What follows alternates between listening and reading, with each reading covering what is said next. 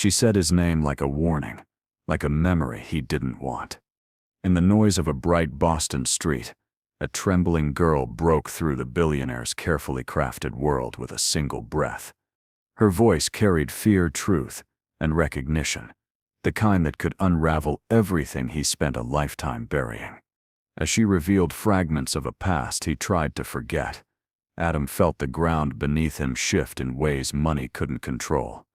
And just when he believed he could manage her fragile claims, she reached into her backpack and pulled out something that froze him in place.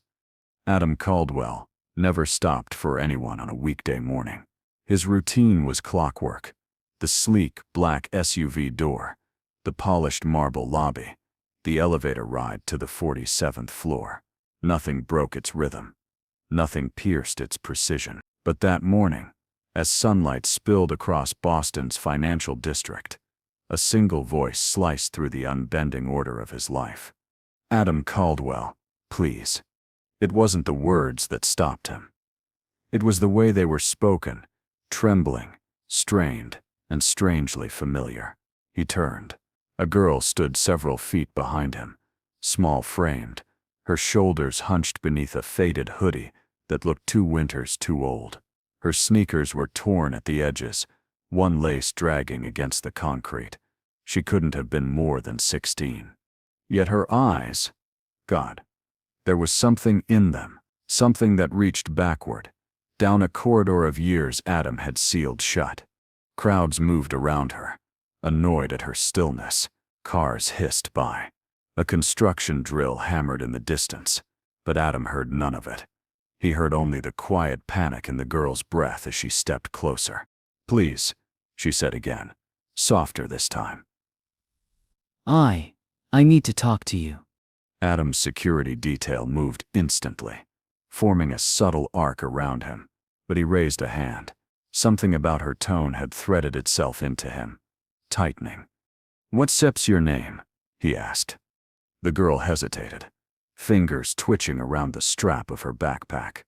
And why are you calling mine? His voice was even, but there was a shadow beneath it, a tightening he didn't show. Maya swallowed hard. Because you're the only one left who can understand what happened, the only one who should have known. Adam stiffened. Known what? Maya's gaze flicked to the tower behind him. Caldwell Industries headquarters, his empire, his refuge. For a moment, her expression softened into something almost disappointed. You don't recognize me, she murmured. He didn't. He was certain he didn't. He would have remembered her, the haunted eyes, the shaking hands, the barely contained desperation, yet something about the curve of her voice scraped at the edges of a memory he didn't want. Maya took a deep, unsteady breath. I knew your mother. Adam felt the world tilt. His mother had been gone for more than a decade. The slow unraveling of illness, the quiet burial, the silence after. No one brought her up. No one dared. My mother, he repeated. Maya nodded. I didn't know her well. I was little, but she did something for us. Something big. Something your family tried to hide. Adam's jaw tensed. Not because he believed her, but because people claimed things like this all the time. Money attracted ghosts. Lies. Delusions. But the way Maya said it, it wasn't rehearsed. It wasn't opportunistic. It was frightened. What exactly are you talking about? He asked. Maya exhaled shakily, as if bracing for the impact of her own words. My mother said your mom promised to come back for us, to help us get out, but she never did. And now my mom is gone, and everything is falling apart. Adam stared at her. Come back for you from where? Maya looked down. Her voice cracked. From the Caldwell-run shelter in Dorchester, the one you shut down after she died. That hit him hard. The shelter had been his mother's project, a small refuge she visited in her last years. After her passing, the board deemed it financially inefficient and closed it. Adam hadn't fought it. At the time, he hadn't understood why she insisted on keeping it. And now here stood a girl who claimed her mother had been one of its forgotten voices. "Maya," he said carefully, "what do you think my mother was going to help you with?"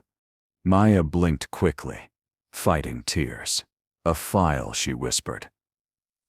"Proof, names, people doing things in that shelter they weren't supposed to. She found something. Something she was scared to keep. She trusted your mom." Adam felt his pulse spike, not from belief, but from something sharper, stranger. His mother had been secretive near the end. There were days she left the house without explanation. Nights, she came home, shaken, fragile. But a file, a secret she hid at a shelter. "Maya, listen," he said slowly. "Even if any of this is true, why come to me? Why now?" Maya lifted her eyes, and the pain inside them was old. Older than a teenager's should ever be. "Because my mom said you were different from the rest of them," she whispered. "She said you were the only Caldwell who still had a heart." Adam froze. No one spoke to him like that. Not about him. Not about the piece of him he'd buried the day they lowered his mother into the ground. He opened his mouth, but Maya beat him to it. She stepped closer, voice cracking. "And because after my mom died, someone started looking for the file again. They came to our building last night. They asked about me." Adam Sepp's chest tightened. "Who?" She shook her head. "I don't know. But my neighbor warned me to run." The fear in her voice didn't sound performed. It sounded lived. A gust of wind pushed her hoodie back, revealing a faint bruise along her jaw. Adam's breath caught, anger simmering beneath his ribs. "Maya," he said quietly, "tell me exactly what Sepp's going on." Her fingers fumbled with the zipper of her backpack. "I will," she whispered. "But you need to see this first. I've been carrying it everywhere. I didn't know who else to give it to." Adam Sepp's heartbeat thudded. She slid her hand inside the backpack. A moment passed. Too long, too silent. Then she pulled something out. Something thin, wrapped in a torn piece of cloth. Adam felt the ground shift beneath him again. Heavier this time. The cloth looked old. Familiar. The same pattern his mother used to sew with when she still had the strength to hold a needle. Maya's voice was barely audible as she extended it toward him. "She said this belonged to you." Adam stared at the wrapped object. Fear, memory, and disbelief knotting in his chest, realizing he was standing at the edge of something far bigger than a stranger's claim. And as Maya Sepp's fingers trembled, still holding the cloth, Adam wasn't sure if he was ready to touch the past he'd spent so long trying to forget. And yet in that moment, he sensed that whatever lay inside it was only the beginning. Adam didn't breathe as the last fold of cloth fell away. The sun hit the object in Maya's hands, the soft glow catching on its worn surface, its edges frayed but unmistakable. It was a notebook, a small, faded blue notebook that Adam hadn't seen since he was 12. His mother's handwriting still marked the corner in looping cursive AC. His chest tightened. "This couldn't be real. Where did you get that?" he whispered. Maya held it gently, as if it might crumble. "My mother kept it hidden for years. She said your mom trusted her with it because she was scared someone inside your family would destroy the truth." The words cut deeper than Adam expected. He reached out slowly, fingers trembling, but Maya drew the notebook back. "Not here," she said. "We shouldn't stalk in the middle of the street." She glanced around nervously. Adam followed her gaze. The morning crowd churned. Nothing unusual, yet something in her fear pulled at him. He gave a sharp nod. "Let's go." They walked in silence until they reached the edge of Boston Common. Sunlight drifted through the trees. Children played near the path, unaware of the storm forming on a bench beneath the elm. Maya sat first, tightening her grip on the notebook. Adam lowered himself beside her, anger, confusion, and dread colliding inside him. "Maya," he said quietly, Tell me everything. Start from the beginning. She inhaled shakily. My mom worked at your mother Sip's shelter. She wasn't supposed to keep records. But when things started happening, bad things, she wrote them down. People came in hurt, hungry, desperate. But some left even worse. Adam Sip's jaw clenched. People who were supposed to protect them were taking advantage, taking money, threatening families, hiding what happened to the kids. My mother tried to speak up. She told your mom during one of her visits, and your mom believed her. She promised she would fix it. Adam stared at the trees, remembering the distant softness in his mother's voice when she talked about the people who needed more than charity. He never understood what she meant. Maybe he never wanted to. She told me she trusted Catherine Caldwell. Maya whispered. She said your mother cared, really cared. But when she got sick, everything fell apart. The people running the shelter became worse. And after your mom died, my mother said they started looking for the notebook again. Adam turned slowly. Why? What fits in it? Maya opened the first page. His mother's handwriting filled the lines. Names, dates, notes, scribbled in hurried strokes. But some entries were darker. Injuries described. Missing funds, sudden transfers, supervisors changing shifts at suspicious times.